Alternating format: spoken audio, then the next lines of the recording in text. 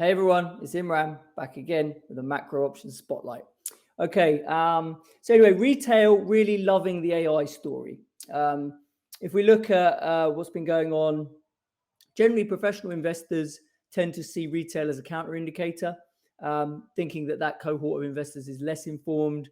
So when they see retail buying a bunch of stocks and in large size at the top of a bull run, that makes traditional money managers nervous and think, okay, well, they're late to the party. I need to be de-risking here. Now, since the crash of 2020 that we saw, the COVID crash, something changed on that front. So, we had the rise of digital trading apps with low fees, massive amount of retail trading coming online, an explosion in all that free research that's flying around on Twitter, which makes them better informed, makes us better informed. I'm also a retail trader these days. And then social media venues like your Reddits, etc., allowing coordination between thousands of small traders, which made retail money a force to be reckoned with, right? And you had the whole retail army, and you had the meme stocks and the GameStop episode that happened in 2021.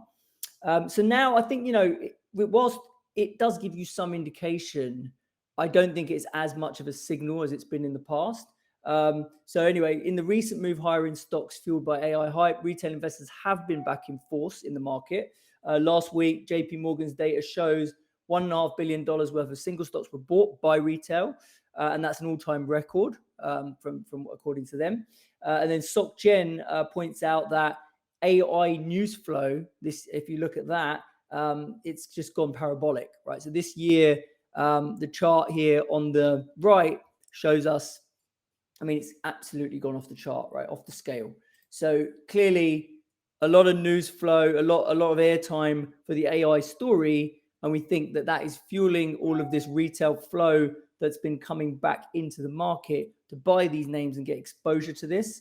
And we do think investors are chasing it. Now, it's hard to see how these names don't have a pullback. You've got Nvidia now trading at 41 times price to sales. That's a ridiculous number, but who knows how far these things can push. Now, dip buyers, we think, will be waiting. So there'll still, even though there's been a lot of retail participation, even institutional, if this thing pulls back, I think a lot of people do think that this is game-changing technology that's going to be around for a while. And so there will be buyers of dips. But if you wanted to fade this hype, and it does feel like hype right now, the only way to stay safe and fade this hype is via options. And that's what we're here for. We're here to show you ways to do that aren't going to blow you up. Okay. Anyway, moving on. Looking at the dashboard on the macro side, stocks were pretty mixed yesterday. S&P and Nasdaq managed to finish in the green, but we did see Russell, Europe, Asia all a bit lower. The dollar has been firming. Powell signaling 2 more hikes this year is reasonable. That hit commodities with gold down 1%, silver down 1.5%, oil down 3%. Gold now looking like it might be breaking below some support here. So it has got another support level not far away, but things aren't looking great for gold in the near term. And then you had flash PMIs out of Europe, which were weak, giving recessionary signs. That tanked the euro back below 109. It touched 110 yesterday. And bonds trading heavy on hawkish central banks. But you're looking at what bonds are doing sort of overnight. They have bounced on the weaker macro data out of Europe. Skew still hanging out near the lows. No one really reaching for downside protection, even on these super low vol levels, which is quite interesting. Precious metals seeing some downside firming along with oil. So as that weakness in commodities continues to get worse, people may be reaching for puts a bit there rather than in equities. And then sector skew also firming in ARC and those commodity related sectors like energy and miners. Looking at implied vols, despite general sort of market consolidation or weakness, whatever you want to call it, we did see S&P and Nasdaq vols lower again as those particular indices bounced. So now we're on a 10 handle on S&P at the money. We do think it's this pressure on volatility is a combination of dealers owning the downside. We know this 30th of June 43.20 strike is going to be supplying them with a lot of gamma.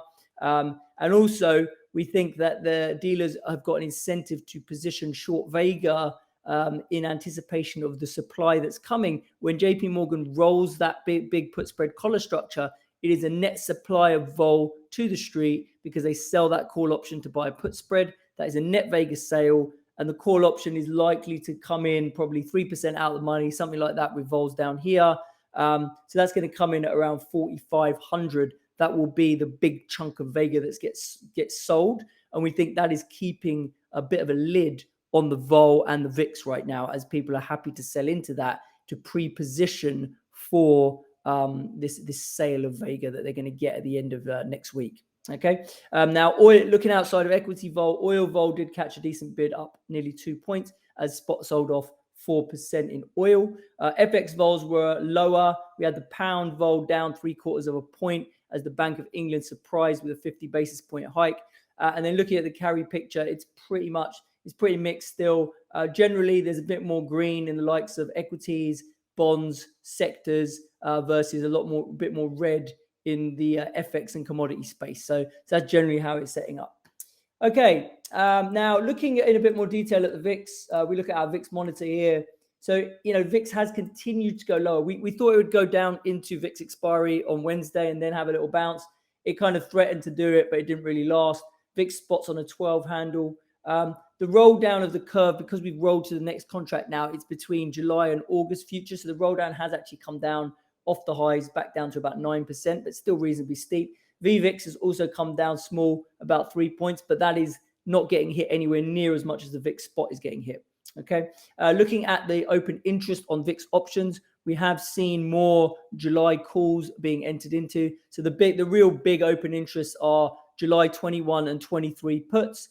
And then we've got this big upside, 60 calls in September that are part of a call ratio structure. Okay, but we have continued to see more of that July call buying, and we can see that open interest building on the upside there.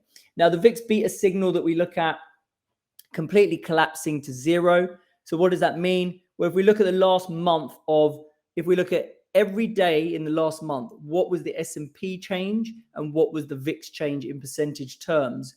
That's how and then we plot that, and then we do a regression through that. We get a sense for what the relationship is between S&P moves and VIX moves. You can see that this scatter plot is just random.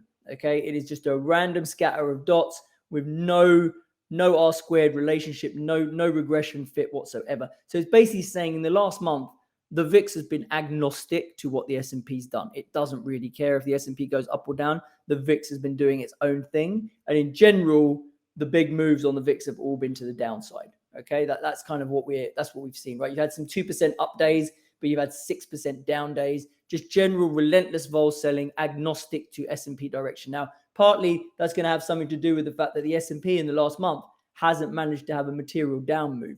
If the S&P did manage to have a big down move, then you might get a move in vol. So you would need like a more than 1% sell off on the S&P down here, and then you might get a print where the VIX is up 5% up here, and then you start to get some of that VIX beta coming back. But right now, the VIX beta is just gone. Now, we don't think that's sustainable. You look at this orange line, generally, these spikes into this territory do not last very long. So if that resolves itself, we think the only logical way that's going to resolve itself is will be with a spot down on S&P, and the VIX will have like a 5 to 10% up day at some point, right? That's what we're looking for, and that's what this signal is trying to spot, basically. Okay, and then lastly, the VVIX-VIX ratio is also extremely high. It's at about 7 right now. It doesn't really tend to get that high because the VIX vol is staying elevated. It's basically telling us that dealers are short VIX gamma. They keep getting lifted out of all of this stuff, which is why that stuff stays pumped. So again, if we were to get VIX going up, the dealers hedging that gamma is going to probably drive VIX a bit higher. It might not last very long. It might be a blink and you miss it type thing, but that's kind of the setup. So anyway, we entered a long position in VIX July via call spreads versus put spreads that subscribers got an alert about the other day. That's how we're deciding to express that view. We're probably not going to get married to that view. We'll try that trade till the end of the month, see how it goes, and then decide to risk manage or take profits on that. Okay, so that's our view and our thoughts on the VIX. Now we've thrown in a couple of new screens into our daily. And this is basically our single stock volatility screener. We look at the top 30 odd stocks by options trading volume. We have a look at this. We've got this table which shows how they're performing, what the realized vol's been, what the implied vol is, what the implied versus realized ratios are, and what the IV rank is. So where is that vol in terms of its own history over the last year?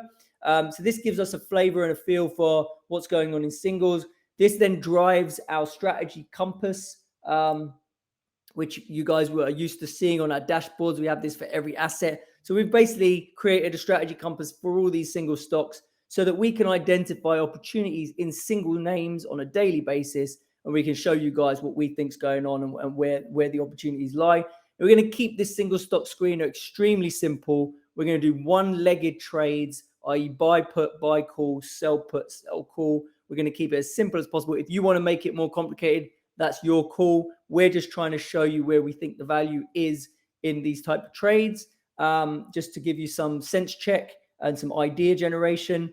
We're also splitting the trades into two categories. We're going to do YOLO trades, which are super short dated, roughly one to 2 week expiry, let's say, where you think something's very overstretched and how would we get leverage to that mean reversion if that thing was to happen. So right now we're seeing Amazon has pushed up to the top of the range pretty aggressively. We still think in the near term markets can go lower, particularly tech.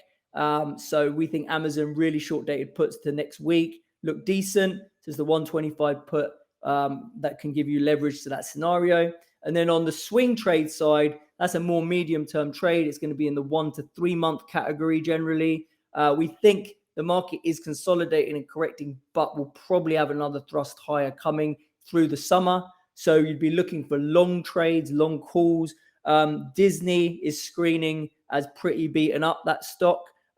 Also, the vol's not crazy expensive on the upside as well. So you think September 95 calls are your swing trade opportunity in Disney if you wanted to get into some long opportunities for the medium term. All right, so look out for that single stock screen. We're adding it to our dailies, and we'd love to hear your feedback around what we're doing. But always trying to innovate and create new stuff.